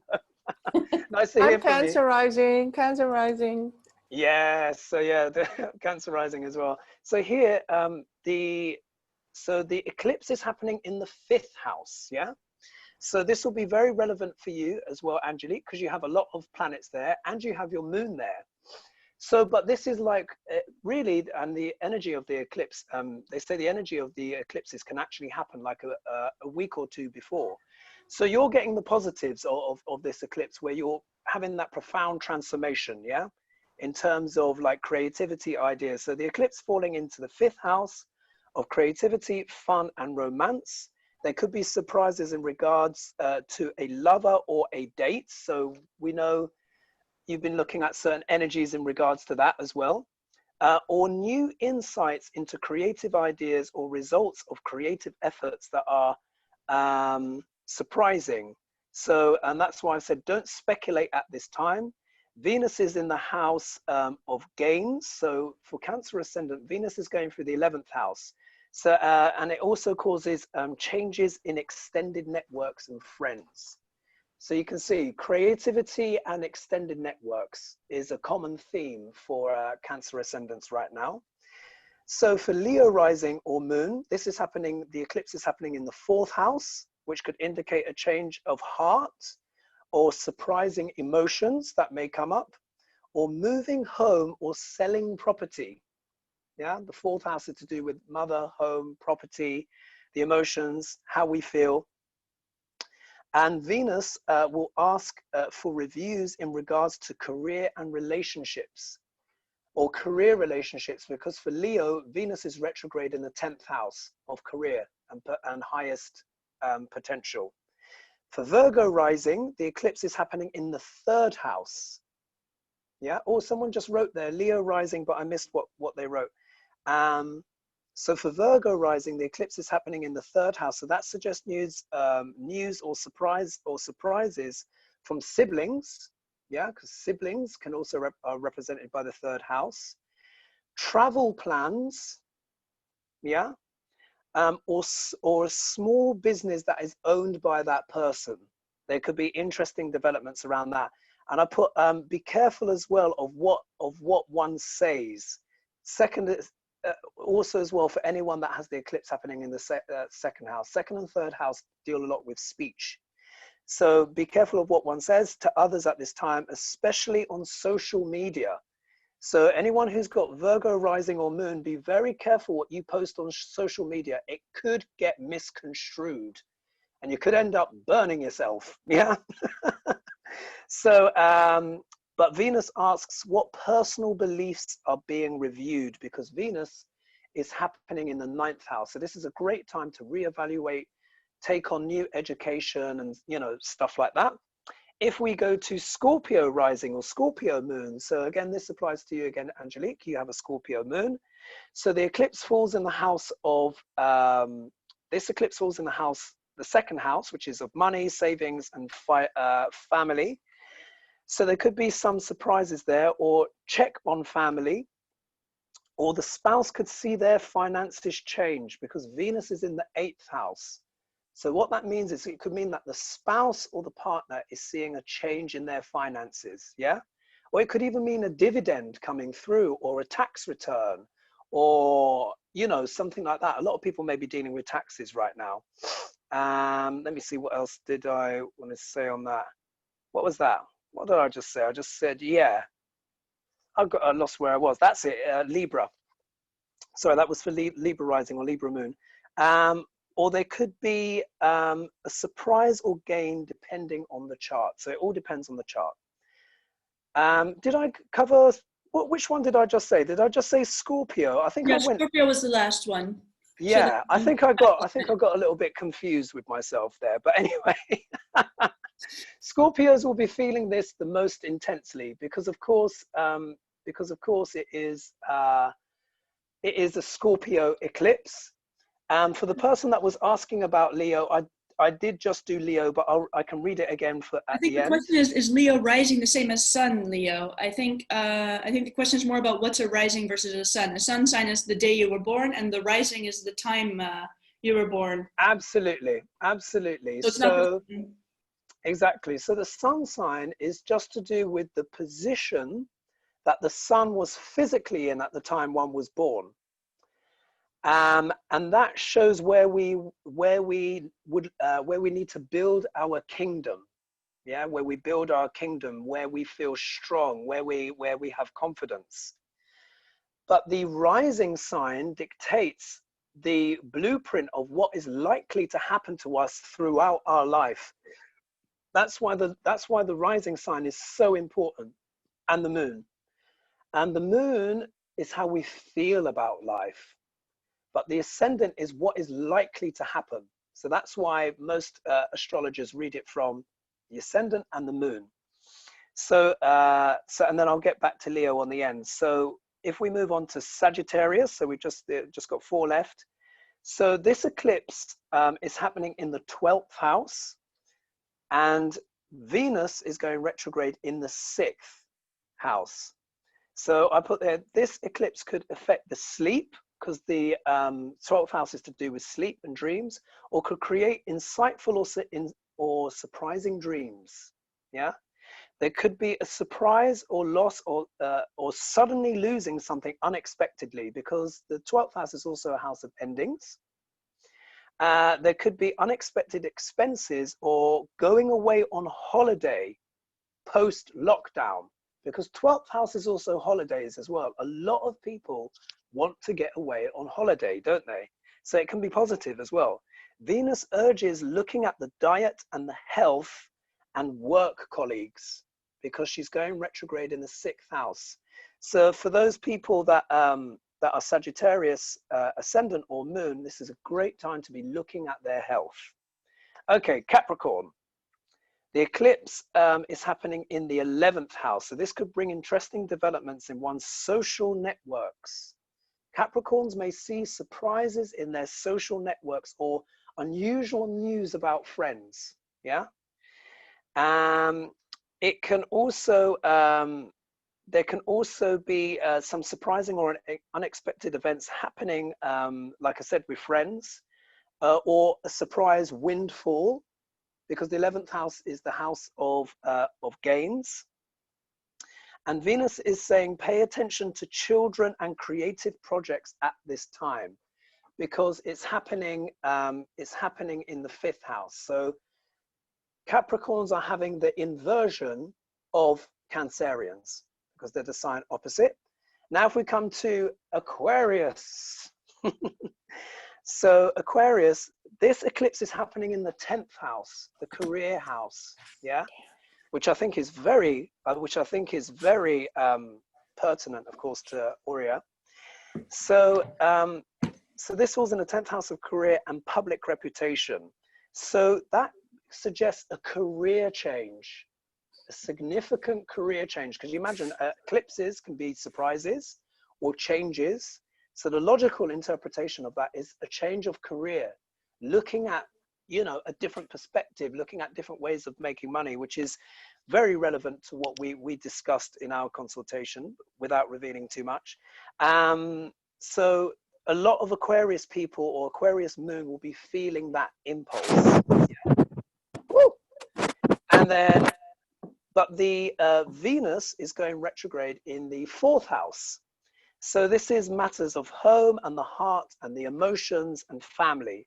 So looking at family and also exploring those things. So this is very much a career and emotions access. But yeah, very interesting developments and changes and insights possible for the 10th house for people in Aquarius who have Aquarius.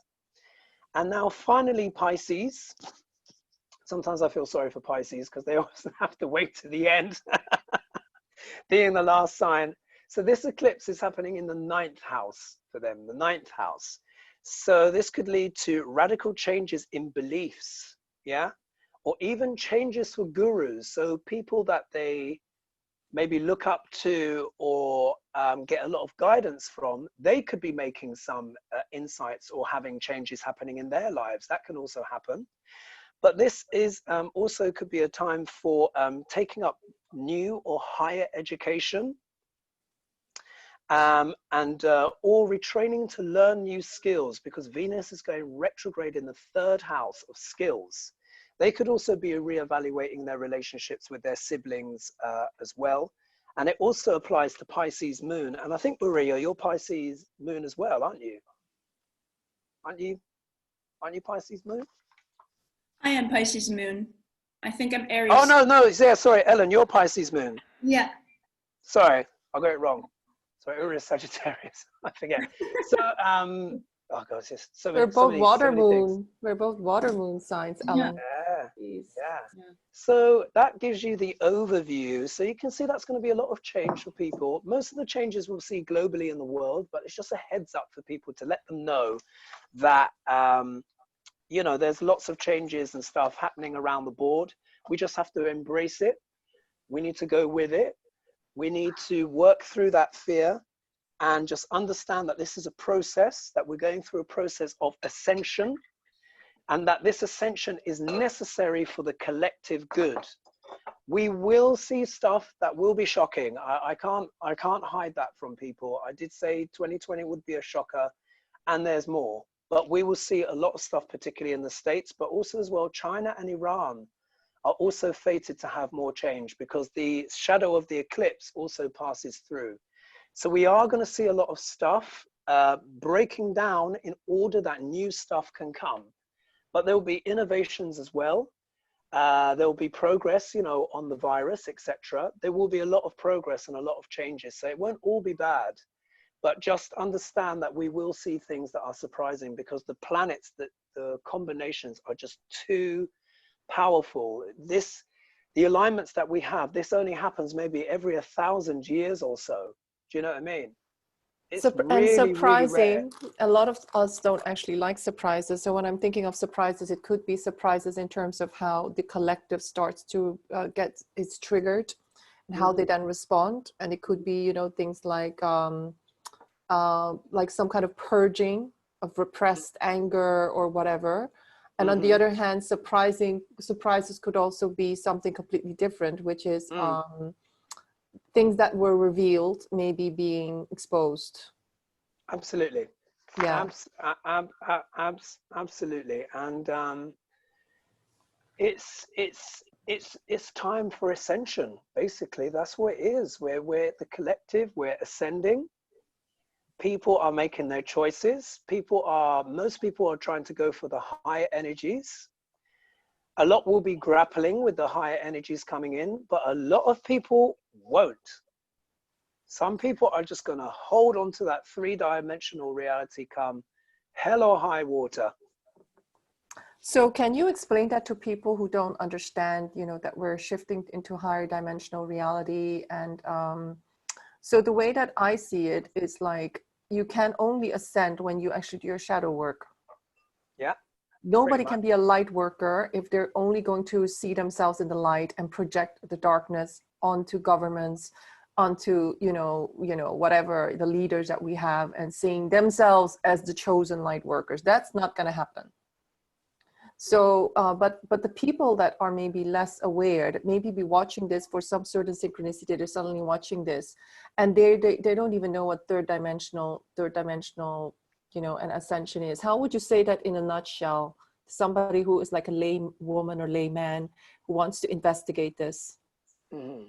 So what I would say is like three-dimensional reality is kind of bog standard reality. The life that we live, if we just have no idea of like spiritual concepts at all, it's ordinary life. Yeah, ordinary life. You know, I touch this table. This table is solid. I drive my car. I go to the shops. You know, so when we go to the shops to do shopping or buy something, that's third dimensional reality. It's the bog standard. Yeah. But the world is going into five-dimensional reality. And five-dimensional reality is three-dimensional reality plus 4 and 5 combined. So of course, just because we go into, so five-dimensional reality is the higher spiritual realms, conversations like this, the invisible world, energy, understanding alpha, Cause and omega. effect. Cause and effect, exactly. Oneness. Karma, exactly. Yeah. Unity, how the planets and how the psychology of how we affect not only ourselves, but other people. That's five-dimensional reality, realizing that our actions have consequences and our thoughts have consequences, and the energy we put out comes back to us. Yeah. Yes. So that's the basics of that. So the world is going to that five-dimensional level, including planet Earth, by the way, because planets have their own consciousness, and she's like, planet Earth is like, right, I'm ready, I'm going up. We see it already. Look how quickly nature has rejuvenated, like that, just pow. To explain to people, when we shifted from 3 to 4 and 5, actually what happens is that our thoughts manifest much quicker. So the manifestation time of what we call the law of gestation, it happens much quicker. So if you have negative thoughts, they manifest much quicker. If you have positive thoughts, they manifest much quicker as well. Much quicker than I think a few years ago. Absolutely, absolutely. And that's why people have to work very much on their spiritual hygiene right now, and their thoughts, because all the baggage that's there can really just come up very quickly. And you can imagine, for a lot of people, lockdown, it's been their worst fears. Now, this is not blaming or anything like that, but for a lot of people, they've just been shocked. I mean, look at the speed at which things happen. I think of things last year, and it seems like a lifetime ago. Yeah. It seems like a lifetime ago. I visited America last year, and it won't be a year until August. So there's a few months. It feels like it was 2-3 years ago. I just think it was a different world. So that is what a lot of what this stuff is about. It is challenging, but we need to understand that this is a purge. This is a chance for us to upgrade. We have to go with it. We have to roll with the punches, take the positives, enjoy nature, help nature, nurture our friendships and our relationships. But also as well, if we're, you know, if it's time for a relationship to dissolve, then let that dissolve and embrace that too. It's all about that growth, and it's a lot of this is about surrender as well. So much of this is out of our control. The movements are so powerful. It's kind of like being in labor. Yeah, something's being birthed. Yeah, what astrologers can do can tell you when the contractions are coming, but everyone has to have that baby, if you know what I mean. That's sort of like how it is, to use that analogy. And one doesn't have to be a mother or anything like that to understand that, but that's what it's like. So astrologers talk about, there's a big contraction coming up, be ready for it. Hold on to something, you know, bite the shoe leather. When you're talking about the wrestling match, right, that we're wrestling ourselves, you know, there are a few teachers like Bashar and Dr. Joe, they started telling us that we need to be the stillness we need to be the eye of the storm. The way that I interpreted it was like, you know, we can absolutely get swept up with the trauma and the drama and the triggers and react as, you know, like from a program. Yeah, like go into victimhood, go into sabotage. Whereas if we actually are in the eye of the storm, we are going to see, you know, the bigger picture. We're going to see it as a lesson. We're going to take our responsibility and maybe have to train ourselves to be an observer of how our body wants to go into reaction and knee jerk. Yeah. And fight, flight, or freeze. But actually, we are called to actually cultivate more of the divine qualities that we are, which is witnessing our body, witnessing our mind going berserk, witnessing us wanting to flee, blame, you know, do crazy things, and actually really centering ourselves much more to the observer stance of actually doing a quest like, why is this happening? How can I navigate this? Instead of going into our normal reactions, which is not going to help us. Absolutely.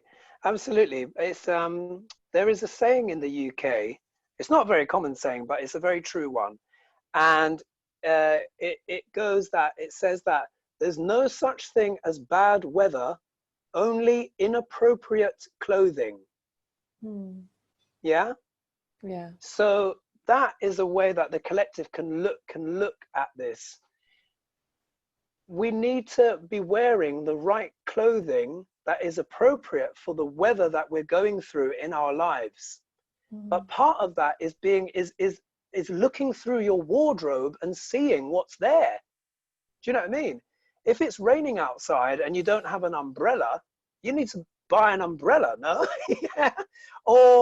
Or get some Wellington boots, or if the sun is shining, you know, there needs to be a bikini in there, or some hot pants, or, you know, like some shorts or something. That's what this work is about looking through our wardrobes and seeing what's there, throwing out the clothes that aren't needed, but then purchasing the clothes that we do need. So we need the cloak of compassion right now. A lot of us need the cloak of compassion to be able to understand and empathize with what's going on, because we're seeing a lot of triggering things going on. A lot of stuff is happening for a lot of people at the same time, because for, I would say, the majority of people on planet Earth, the planets have basically bust down the door and has thrown a, you know, bucket of cold water over everyone. Not everyone's going to be able to cope with that. So we need to do an inventory. We need to look at our wardrobe, see what we need to buy, what new ideas and beliefs that we need to kind of take on that is going to help us weather, you know, the rough with the smooth. But we also need to look at the stuff that needs throwing out. We need to throw out all the underwear that's got too many holes in it, for example, or, you know, the bra strap that's been chewed through by moths, or the shirt that, Let me translate all your bullshit, like blaming, sabotage behavior. I can't do it. I can't, you know, I can't transform. It's too hard for me. I've tried all therapies. It's all BS. Yeah. It's all BS because you can't change it. The only thing that is not, when you don't change, is because you're identified with old identity. And we need to break the habit of self. We need to break the habit of who you think you are, because we are so innovative, we are so resourceful, you know, and we are born as really resourceful beings, but we cannot hold on to these old identities of, no, this wound is me, no, this history is me, no, you know, put a big like cross over who you think you are, and then you can start every day thinking, who do I want to be? How am I going to be defined by a vision of my future self, and be that future self today? Absolutely. And that's why I'm running this company now with Ellen. And because before I met Ellen, I was always talking myself out of possibility, you know, but it was always in my chart. I had all the talents. I would be creating big PowerPoints, but I never felt that I could market them.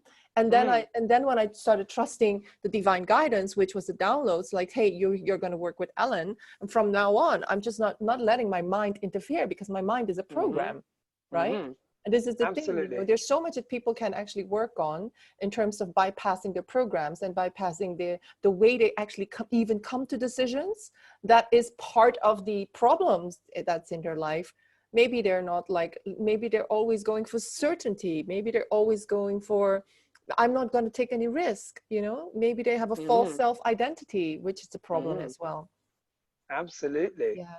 Well, I mean, I think you just summed everything up there, and I think we covered a lot of ground, didn't we? But I hope that was helpful for everyone, and I think there's a lot in, when people look back at this video, I think there's a lot of tools in there, and I think people can identify a lot with what we've said, because it is the reality. We all know, like what we've talked about, this is happening, this is real, these are the issues of the day.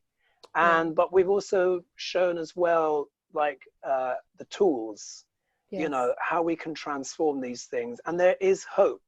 But just what people need to do is, as we see more stuff getting triggered, because remember as well, we need to also look at the collective. Everyone is at their stage of development, and that's fine, but people will respond to their in terms of their stage of their development. So we also need to show, to an extent, as long as it's not egregious, compassion for people's triggering, because people will be responding at the level at which they understand. So we'll have 3-dimensional responses, and we'll have 5-dimensional responses, basically, and we'll see all of a mix in between. So yeah, a lot of time for compassion, but like you said, transforming into the person that you want to be, holding that light. Destined to be. Destined to be. And what will happen is, when we all do that, the collective, we all start to move up, and that stuff starts to purge, and we start making better choices. We start selecting better leaders, for example. We start being more of the leader of our own life, and not blaming others, and just being like, you know what, I am in charge. I really am in charge. We are. Yeah, we absolutely are. I just really want to thank you, Hogart. Ellen, I think, is on the way to pick up her daughter. Yeah. You know, I really learned so much again. Ellen, how much, like, what did, you know, what did you get out of it? Yeah, I just feel more empowered. And I feel like I love that all that's happening in the world, that we take it as an example of what not to do. Yeah, I felt that really strongly, because otherwise you're like, oh my God, what's happening? And it's all so bad. And that sort of has been taken away from me. So I feel, yeah, I guess sort of a relief also in that aspect. Oh, good. Yeah, we're good.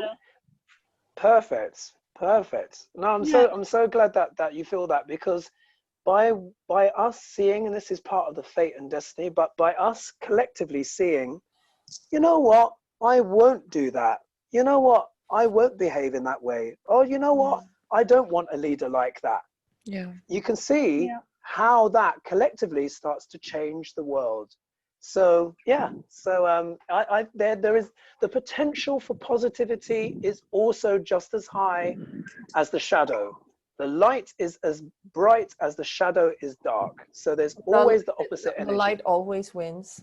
Yes, it does. The light always wins. But the shadow is so important. It shows us where we need to do the work. And it's I also got that from Daniel, and then you reconfirmed it again. It's our ally. Yes. Well, you need the contrast. You need the contrast. You do need the contrast. And also as well, the shadow teaches us our most profound lessons. And after a time when we've integrated it, and when we've looked at it, we will see some of the blessings even that shadow can give, because it's the part of ourselves where we can transform the most. You know, working on one shadow at a time, it really can be just amazingly powerful. So I'm glad, I'm glad people enjoyed it. No, I learned so much, and also just by listening to you, working with metaphors, it helped me clarify what is going on in my own personal process, because I took these transits really seriously because I was triggered like hell. And that's why I found it very interesting to really understand how a crisis can actually really be a wake-up call and be a very positive experience once you do not fall back into victimhood or saboteur, and you just say, you know, bring it on. I'm going to be the victor. I'm going to really transform now into my destiny. But it was really, really amazing to work with people like you, Hogart. I also work with Geisha, who is here. You know, I do my masterminding every day with Roy, who's here. And of course, Ellen and I, we have to channel guidance for the appreciation game, and we're so guided. So I would only say, you know, to the people, the audience that are watching this, you're always guided. You know, you follow your intuition, open your heart, and ask for guidance. You will get guidance. You know, we are not living in a random universe. This universe is full of blessings, full of gifts. Even if your life seems to be like falling down, and you might have like a little bit of victim or saboteur somewhere, you know, you can overcome it, and there's help out there. So yeah, so basically, Hogarth, we can find you on the archetypalblueprint.co.uk. No, .com. The archetypalblueprint.com. .com. Okay. Archetypalblueprint.com. It's also on Facebook. It's a page, but we will definitely tag you there. And so people can have sessions with you and have an amazing, I mean, a lot of the people from our network have had sessions with you, and they really love it. They really like, oh, we love your positivity. You know, even if it seem a bit bleak, you're always very, very positive. And so I want to thank you again for being our guest, enlightening us. Ooh, at the school.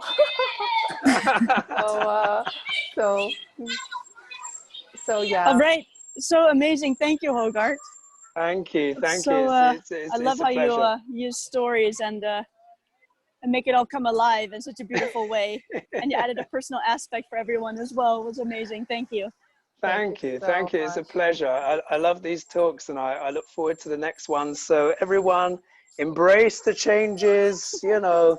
Change is inevitable. Change is the roll on the floor and just go with it, and just understand that something bigger and brighter is coming. And try not to worry too much about some of the things that we will see. Understand a lot of some of this stuff is fated, and it's about bearing witness and about rising up and learning from example.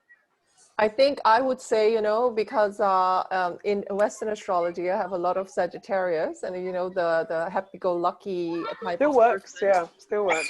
But actually, I really see you have the champagne bottle ready for the party.